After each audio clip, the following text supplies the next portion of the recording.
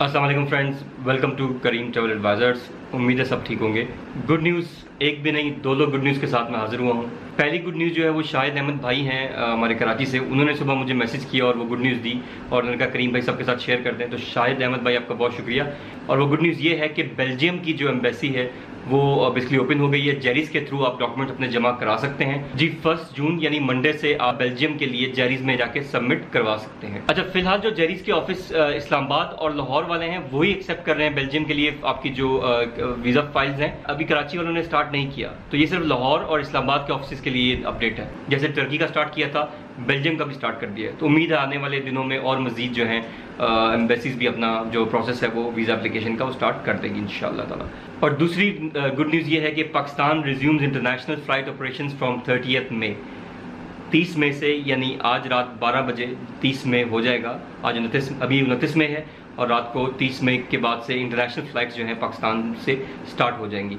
Outbound अभी फिलहाल start होंगी, तो बाकी देखते हैं। इनबाउंड भी इंशाल्लाह हो सकता है, उम्मीद है जल्द वो भी स्टार्ट हो जाए। ये जी ये रिपोर्ट है जी। As per decision of the federal government the outbound international flights scheduled, non-scheduled and charter flights operations has been allowed with effect from 23:59 hours tonight, said spokesperson aviation division Abdul Sattar Khokar। उन्होंने statement में बताया साथ कि both national and foreign airlines will be allowed to operate from all international airports of Pakistan except Gwadar and Turbat।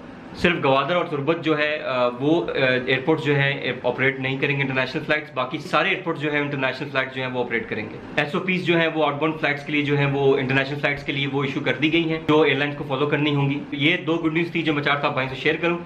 तो इंशाल्लाह जैसा कि मैंने कहा था आने वाला वक्त इंशाल्लाह हमारे लिए बेहतरी का होगा।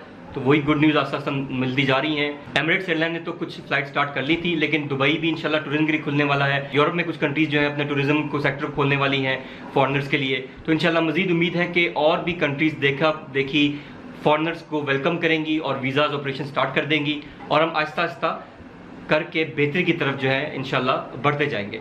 दैट्स इट, मिलते हैं नेक्स्ट वीडियो में। तब तक दुआ की दरख्वास्त। करीम ट्रैवल एडवाइजर्स का आपको सलाम, अल्लाह हाफ़िज़। जाने से पहले मैं सबसे ज़रूर रिक्वेस्ट करूंगा कि जो मेरा न्यू चैनल है हुमायूं करीम, उसको ज़रूर सब्सक्राइब कर लें। और अगर आपने ये वाला चैनल करीम ट्रैवल एडवाइजर्स वाला चैनल नहीं सब्सक्राइब किया हुआ तो इसको भी सब्सक्राइब करके दोनों के लिए बेल का बटन ज़रूर दबा दीजिएगा ताकि आपको मेरी आने वाली वीडियोज़ का नोटिफिकेशन मिलता रहे।